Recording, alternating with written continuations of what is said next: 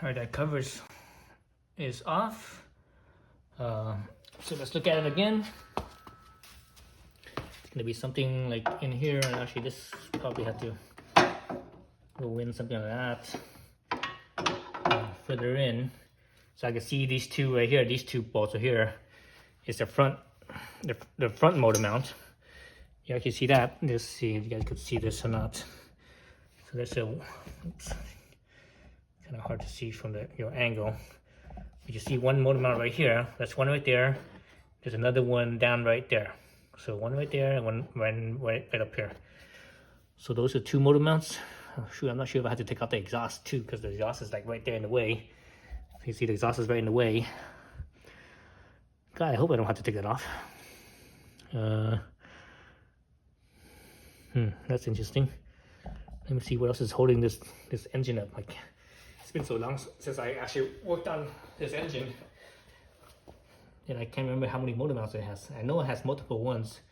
I could have swore it had a few up on top too, but I just don't recall. So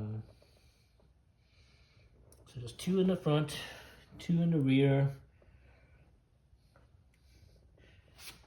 Yeah, two in the rear. I can't remember if there's any up on the top or not. Because if you're doing this, you have to take off the three motor mounts pretty much at the same time almost. Well, actually, no, you don't, because you're replacing those bolts. So once those bolts are in place, then you could put the cage on. But I know that this cage fits, around the plastic here. At least, when I bought it, when they show you the picture of it, you can actually see this cage around the plastics. So it shouldn't be. So this side, because the freaking exhaust is right here. So I'm not sure if you had to take the exhaust off or not. Let's see if I can just squeeze it in here. Yeah, I think you do have to take off the exhaust. Dang it, I was hoping I didn't have to do that. Okay, so if you have to do that, that means you do have to take off the plastic. Because the exhaust, yeah, you have to take off plastic. At least on this side.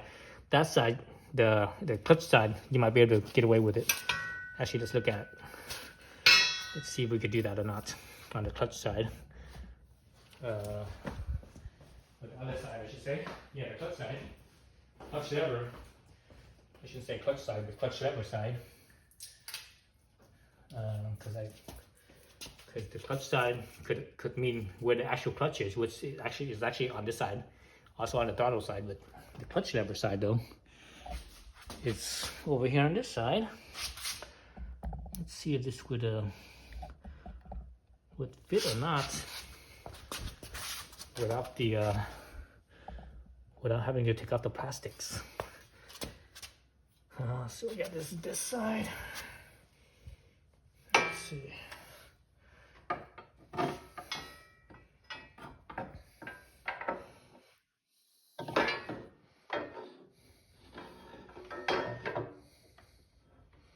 Somewhere here. Actually, you know what?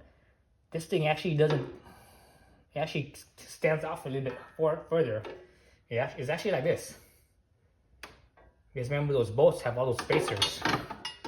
Those bolts have the spacers. Let me grab one of those bolts. So these bolts, they have the spacers. So the spacers, I think, will be like something like this, where there's a spacer between the bracket and the. So that means, so this side you actually don't have to take off the plastics at all. Maybe the other side's like that too, because the spacers will actually space it out slightly. Okay, so this side's good. This side clears, totally clears.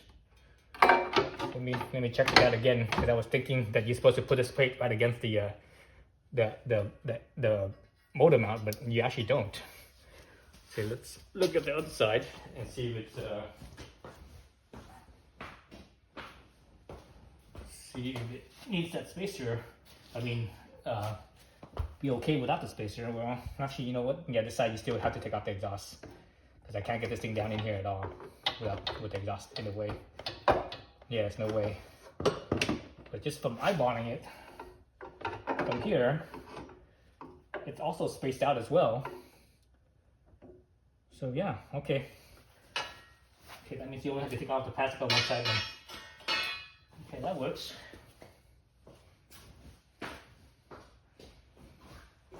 So let's do that. Let's take the plastic off on the throttle side, because this side over here, the clutch lever side, is should be okay. It's just the throttle side that needs to be plastic needs to be removed. Okay. So if you saw my my plastics video, or taking off the plastics, you know, is I'm not gonna show that on this video. You can watch the other video. I actually took the plastic off on this side and not the other side, but the other side is a mirror image of this, so it should be the same thing. All the bolts and everything should be in the same spot, but obviously on the other side. So I won't show that.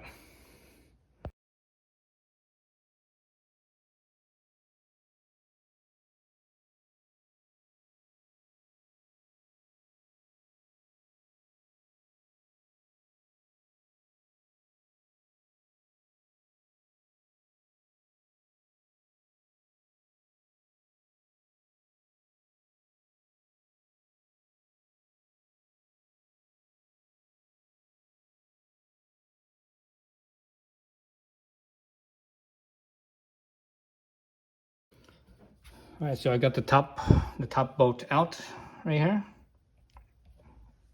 I was able to clear it out and not have to worry about the plastic being in the way as I pulled the bolt out. Right, so that's how long the bolt is.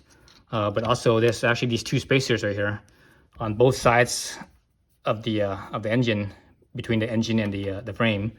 So be mindful of that. So you're gonna be reusing these spacers, obviously. So hang on to those, don't lose those. Other thing I wanted to show was the bolt itself. So you see this bolt right here?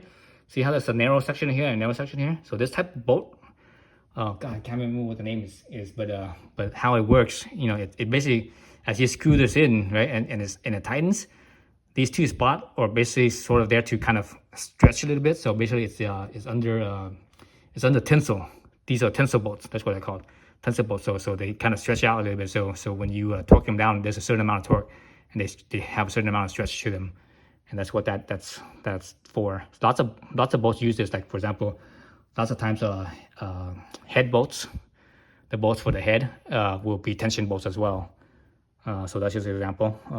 Certain applications, certain tension bolts, when you take them off, you can't reuse them. You have to use new ones. But I think in this case, this is fine, because I mean, if you actually look at the load here, it's a shear load. You know, it's a up and down, you know, a shearing load. It's not really a tension load. When you tighten it up, is obviously the bolt's going to be under tension, but the actual load that's put on the bolt itself is actually a shearing load. So you know, these are reusable. There's nothing wrong with those. So let's put in the new bolt. So actually, let's look at the new bolts real quick. I showed them a little bit earlier, but let me show them again. So these are the three bolts. So this long one is for the back motor mount, back bottom motor mount. So we put that on the side, and these two are for the front, the two front motor mounts. You know, one right there and one up right there. So right here and right down there. So these two bolts they're actually the same. So I was putting on the ground like this and looked at the height here. So they have the same height right here. You know, these spacers here, I put them right up against each other like this. They're both the same. These two are the same, these two are the same. And if I flip it around, I look at it, they're also the same. So basically these two are, no matter which way you put them, they're identical to each other, okay? So let's put one aside. So these things is all the way, it's threaded all the way. I don't like that. The problem with this is that with a bolt like this compared to a bolt like this, is that remember this load, the motor, is a shearing load. So when you have a through bolt like this, there's a shearing load on here. Because of the thread itself, it could over time cause the bolt to shear, because because that thread, the valley, is basically it's a stress riser. So I don't like this. They should have had one where the center was solid and only the two ends has the threads. You know, that would have been a much better move. Or even, hell, you don't even need to do that. You could just do it like you could do it like this, but just longer. You know, just like this, but longer like this. So that way on this end, you have the bolt and you have the spacer, and you slip it through, and this other end has a spacer, slip it through, and it should be like this.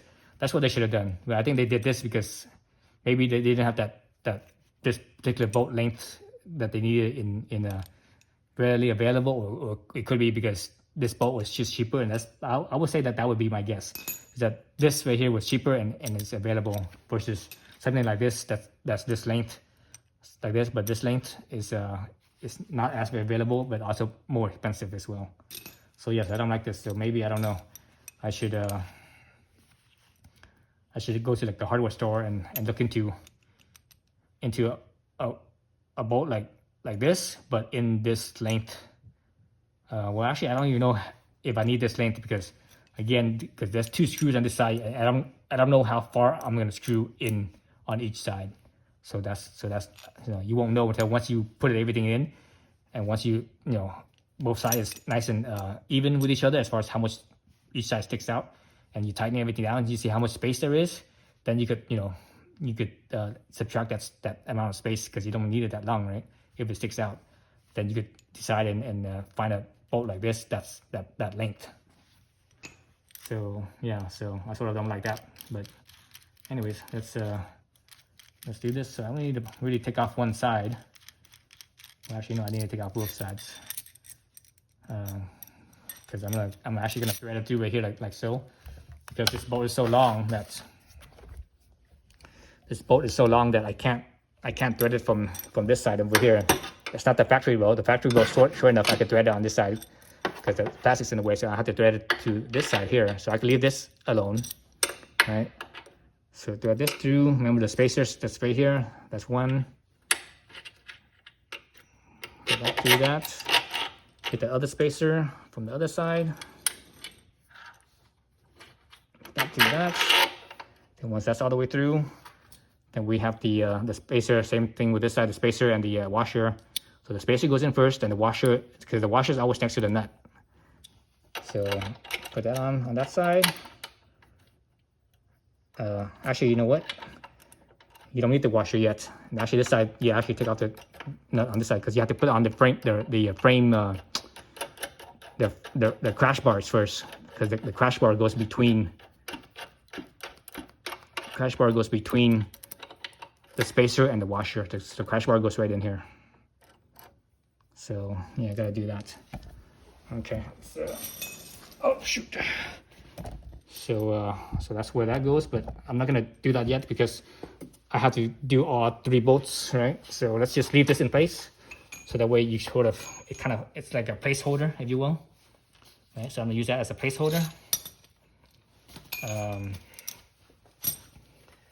As a placeholder, so that way when I loosen these other ones, you know, there's still something solid here that's holding the motor up. Because if you take all 3 bolts out, there's only one other bolt that's holding it, which is the top. So the rear has 2 bolts, the front has 2 bolts.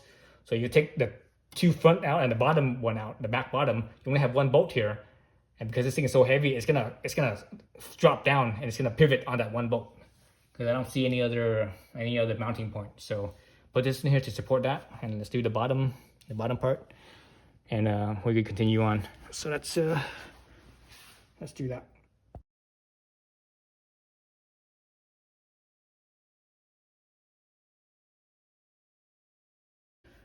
Well, it looks like I was wrong. I have to take the cover on this side off too, because this bottom bolt right here, I can't slide it all the way out. It hits the plastics, and I can't get it out. So I have to take this cover out to get that bolt out. Dang it, that's more work than I want to do. I always want to do it the easy way and do the minimum amount of work, but you know, I gotta take that off. But the good thing is that, you know, it's easy. It's only a bunch of 5mm Allen heads, so that should be easy.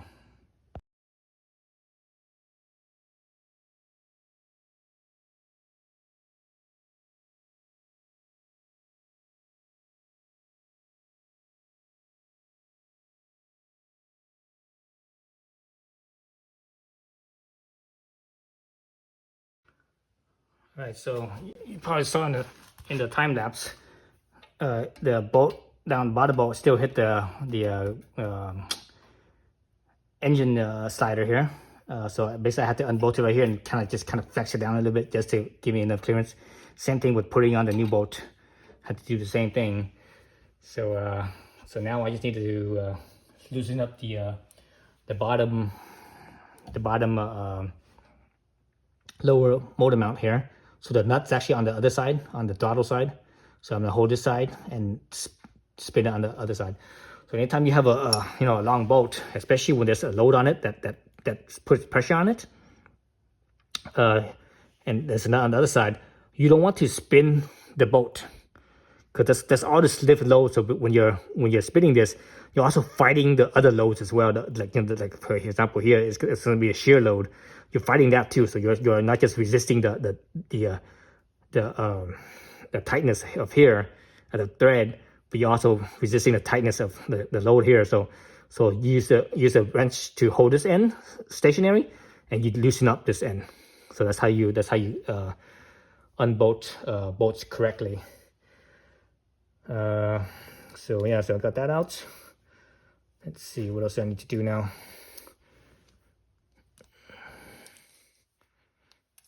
I'm mixing up all my bolts now. I'm not sure which one's which anymore.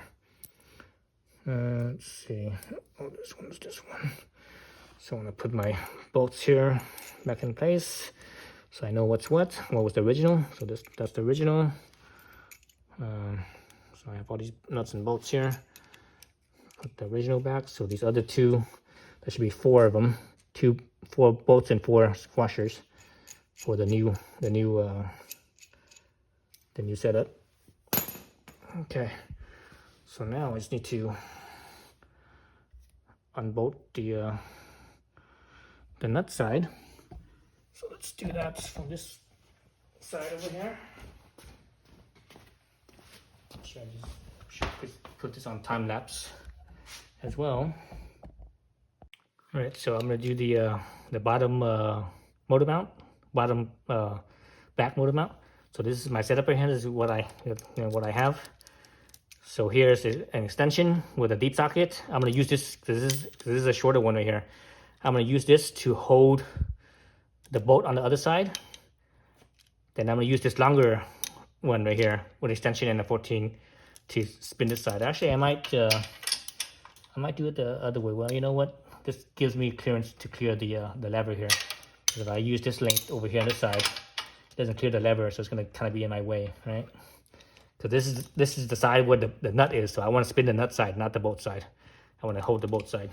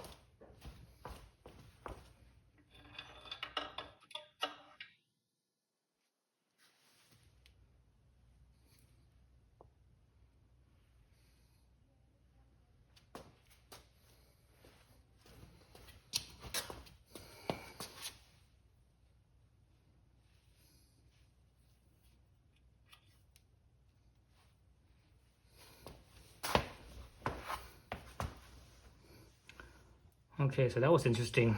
This one didn't seem like it had any washers on it either side. So that was interesting because it was actually right up against the frame, but these other ones had the washer though. So that was interesting. It should have came with the washer. I wonder if they screwed up when they assembled this thing. You know, that happens. And and also this bolt, it's not like these other ones where they had that recessed. So that's different too. Okay, so that's out. So now we can put the actual bottom bolt through. And this one you could probably just remove one side only. Actually, I guess it's better to do both sides because I still need to put the crash cage between the spacer and the washer. So these two different heights. Let me see which size. Which I think this is the longer side. So see how the two different lengths. So I think the longer one is on this side, the throttle side. And the short one, I believe, is on the clutch side. Yeah, that's what it looks like. Yep, that is what it looks like. So, okay. So long threaded rod here. Put it through the longer spacer on this side. So you can see the spacer coming out, sticking out past the frame. So a little bit of thread there. On the other side, same thing. Yeah, so it sticks out. The spacer sticks out about the same. And so right now it's about the same amount of threads on that rod as well. Okay, so now we can start putting on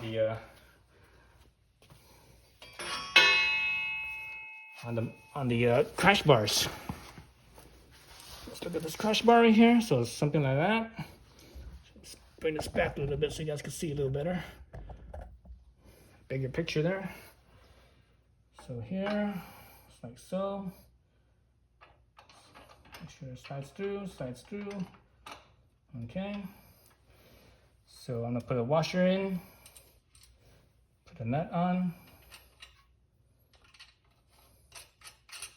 So I'm gonna just put the nut, the nut, so that way it's flush with the rod, because I'm not sure how much stick out I have on the other side. So that way that sort of just gives me a good, it's just sort of a good starting point. So this thing's pretty thick right here. This is over a 1/4 inch thick right here. So that's pretty thick. So this is it's a very strong crash bar. And man, look how much space there is here. Sticks out a lot. Because the 300 Rally, the fairing spares out so much. When I had my 250L, compared to the 300 Rally, the 250L seems small. As I looked at this thing, I had it for like almost a month now, and I keep on looking at it. I'm like, man, this thing is so big. But then the 200L doesn't have all the fairings right here, so that's why there was such a big size difference in how it looks. Oops, there we go. So that's why they stick out so far. But that's all right. So again, I'm gonna put my nut so that way it's flush with the threaded rod. So they're basically mostly flush. So that way it just hold all that stuff in place. I could do the other side, and that will, now once I start doing the other side, I could have an idea of how much stick out there is, right? How much the rod sticks out. So I could change the distance between the two, so that way they're both even, basically. The even amount of distance. What's that? What am I missing here? Oh, you know what? I'm not supposed to put this thread in yet. I need to put the cage on first. Forgot the cage on this side. So I got the cage on the throttle side. Now I need to put the cage on the clutch side. The cage. Let's move the camera real quick to this other side. So move it to this side here.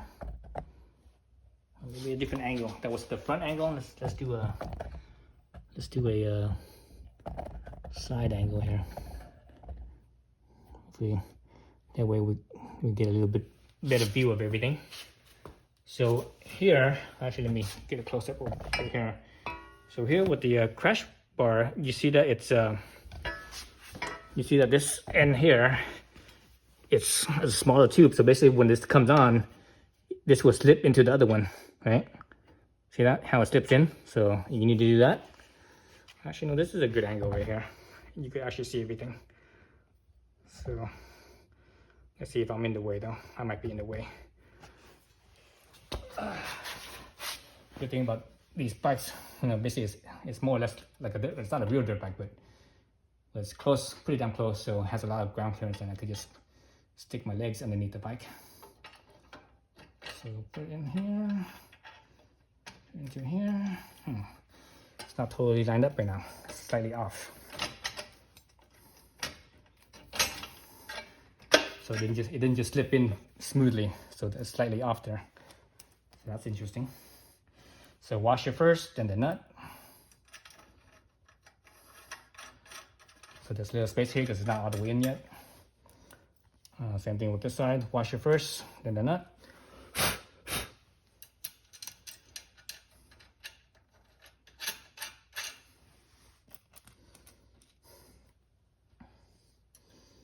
So this protects pretty good. It protects the bottom portion of the plastics. So watching all the YouTube videos of other people with the 300 Rally and them crashing, one of the things I noticed is that the plastics, you know, this part of the plastic right here, this is the part that mostly gets beat up and banged up and busted up. It's right here. Not as much on the top, you know, I mean a little bit on top, but down right here more so than the rest of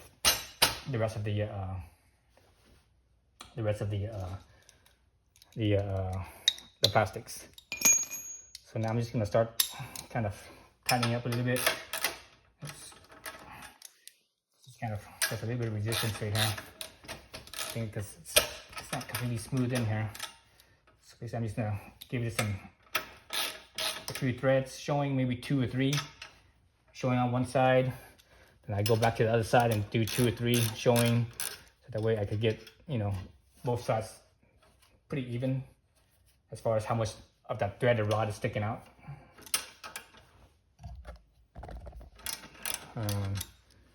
So yeah, so do a few on each side. So let's get that.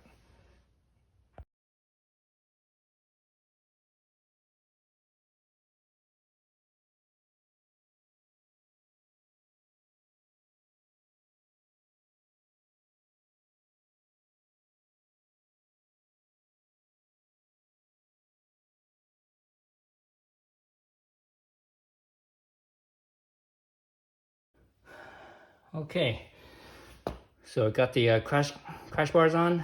And, you know, I worked both sides a little bit at a time, and I was putting my fingers on the on both sides on the thread, so I could feel how much each side sticks out to make sure that they're even. So there's still about, oh, I don't know, about half an inch of thread left on these front bolts. Anyways, the back bolt has a little bit less than that.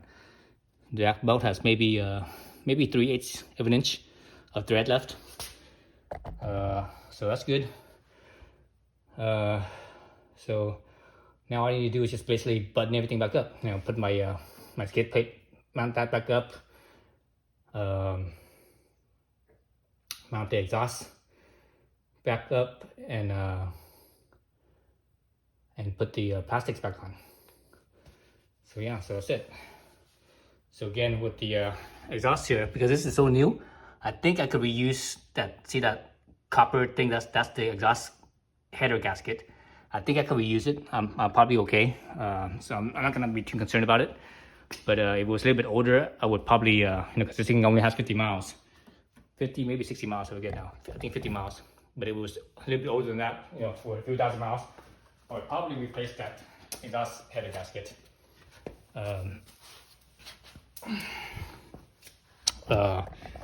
And again, the header gasket part is right here. That's the part number right there.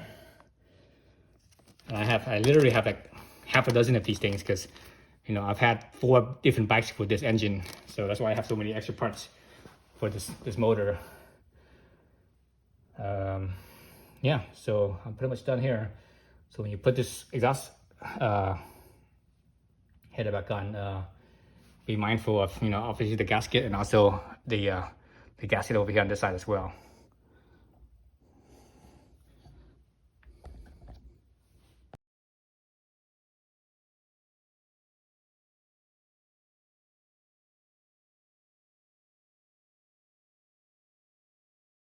Okay, so I got the crash bars on, and I'm trying to put my skid plate back on, but that's actually an interference right here. You can see how it's all kind of raw aluminum. I was like, what the hell is it? This thing not coming on again, or not mounting up again? Why is it so difficult? It's hitting right here. So what I have to do is I'm gonna have to grind a little bit of material right here. Not that much, just a little bit, just like a few millimeters. Literally, this little section right here, like a few millimeters, slightly down a little bit. So that way I could get the skid plate back into it. So yeah, so there you go. That's, you know, I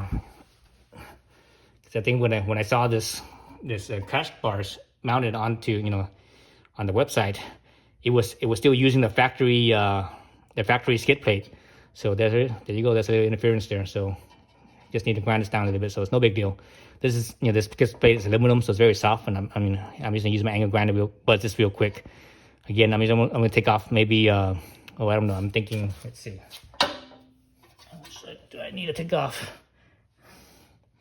I think I'm gonna need to take off like a few millimeters, like right in this spot right here. See where this joint is right there, where it angles. See, you guys can see that.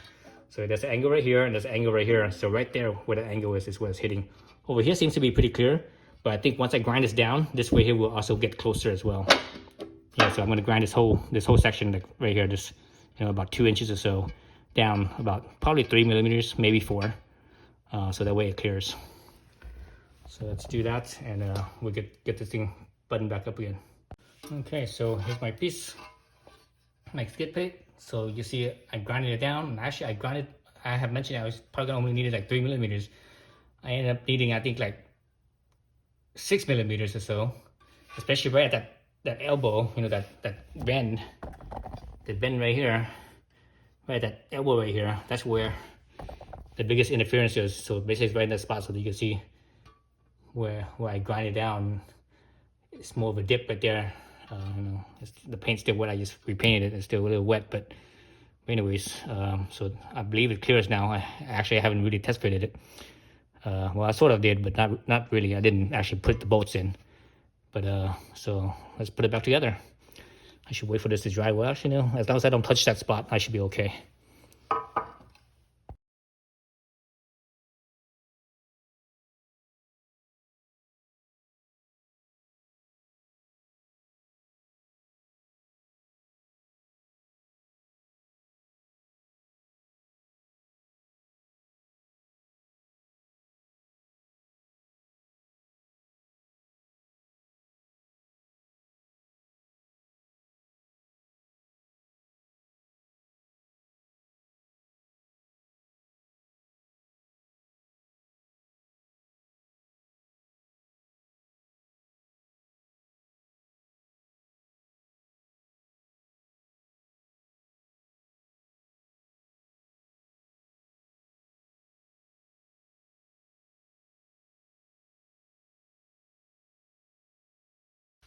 All right, so I had to take the plate off again. So I guess that spot where I made that the low spot, and right here was a little bit higher. That spot where it was higher was still touching, just like barely touching. When I put it on and took it back off, you can see that the paint was just at the very edge, was just like barely rubbed a little bit of the paint. I smeared the paint, so I decided to take it off and file it down. So you see it's a little bit flatter now, because before it was more, this spot right here was a little bit higher up, and this was more bowed down, right? So anyway, so that's that. So now I should clear by probably at least 1 millimeter, if not 2 millimeters. So I should be good, I think.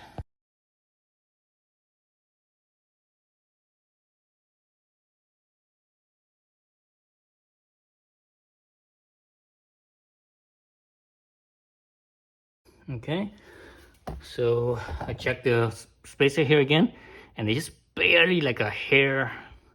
You know, I could take a piece of paper and slide it through, and it just barely slides through. So, I mean, I could bring it down some more, but I'm exhausted. I'm like, forget it. That's good enough.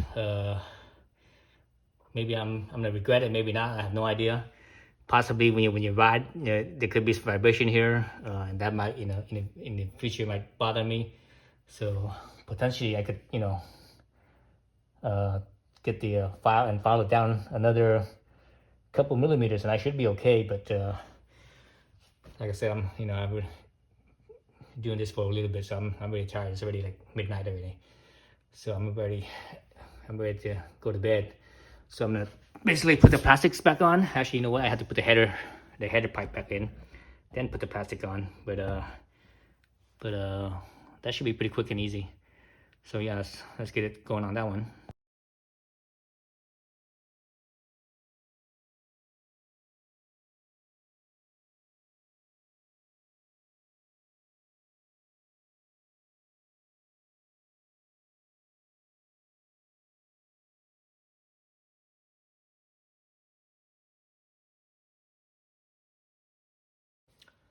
Okay, looks like I'm done. So crash bars are in. The two halves here, it's connected, so there's no gap here anymore. Everything's in. It's all, a good distance away from the actual plastics. Easily 1/4 inch to 1/2 inch. Maybe actually right here it's probably about 3/8 or so of an inch. But up here it's like 1/2 inch or more. I could actually stick my finger all the way through. Some of you might think, oh, how come this bar's too low? It might get caught up on something. It's actually, if you actually look at it, it's actually right, pretty much even with the bash plate, the top of the bash plate right there. The top of here is actually just higher than the top of the bash plate. I would say the top of the bash plate is probably about a third of the way down from the top of the tube here. So when you watch YouTube videos of other people with this bike and that have crashed it, you see that most of the damage, as far as the plastic goes, it's usually about right here, where this part is right here. So it's all along right here somewhere. Majority of it I see that's broken is this piece here. Sometimes it's this piece too, but not too much of here. But it's mainly here. I think the broken piece here probably causes, or the impact here probably causes the distortion over here. So it could possibly break this over here, but it's mainly right here. So this is all protected, so that's good there. Obviously, I have my bash plate, and y'all probably also wondering, oh, could this crash bar get hung up on the rocks and stuff? Well, the bash plate is below it. Right here, it's probably about 1 inch or so below the actual bars. It's possible, but I'm not riding technical single track with this bike or anything like that. I'm basically just plan on doing like fire roads and maybe dual tracks at the very most, or really easy single track at the most. No black diamond stuff. I don't think I'm that advanced of a rider. If I was on a mountain bike, I would do black diamond, but not on a dirt bike. And this is not really a dirt bike anyways, right? So it's a dual sport. So not quite a dirt bike, kind of heavy, because a typical dirt bike of this size is about 250 pounds. This thing is 300 and, well, what did Honda say it is? 330 pounds or something like that. But here I am adding a bunch of stuff, crash bars, and adding bark busters and this and that. And by the time I'm done with this bike, it'll probably weigh about 350 pounds. So anyway, so there's that. Let's look at this side here, this angle. So there it is. Look at the clearance here down at the bottom.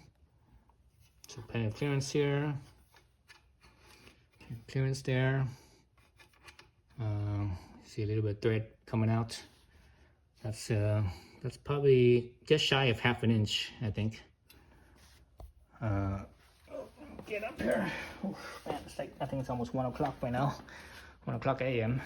So I'm ready for bed. Okay, so that's what it looks like from the crash bars. So I actually also have the, so these are called MotoSkills, I believe. The brand is from Thailand, MotoSkills. These were pretty cheap. They were only like 150 bucks or something like that, maybe a little bit more.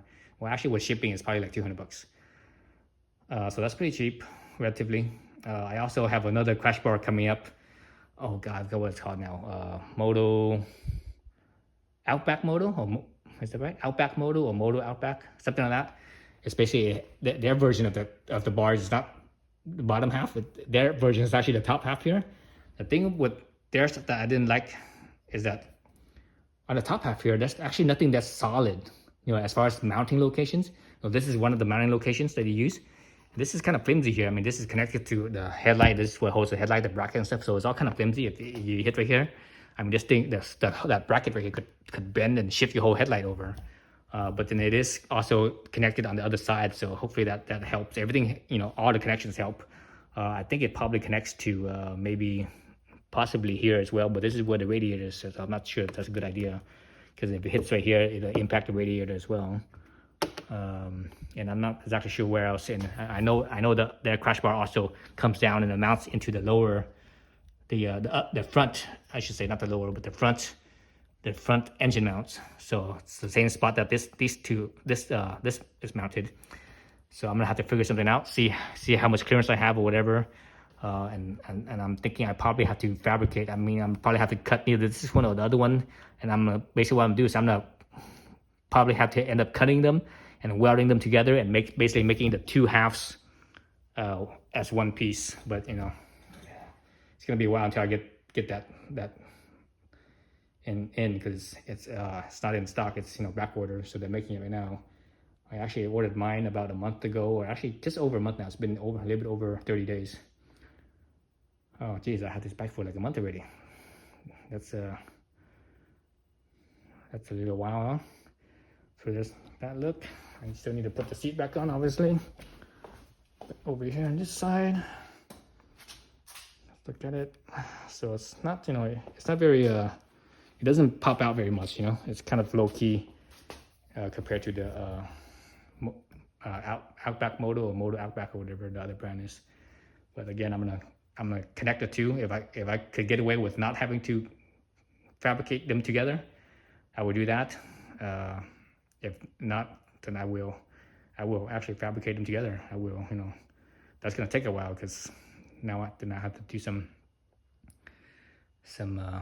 engineering. But anyway, so that's what they look like. All right, so there you go. So yeah, so I'm actually pretty satisfied with these. You know, they're relatively cheap, you know, low cost, and they're sturdy. You know, all the mounting points are all, you know, all sturdy, all solid points. No flimsy mounting points. And again, I think most of the damage is all about right here, and this part of the plastics right here. Obviously, when you go up higher, especially with the handguards, you have the handlebar sticking out so far that usually this top part here is usually protected because of the handlebars. I mean, if the handlebar is turned, then it will probably hit right here, but it's still, the handlebar does provide some protection on the top here because it usually impacts here first. Yeah, so that's what it looks like. So that's it. Thanks for watching. So this video took a while.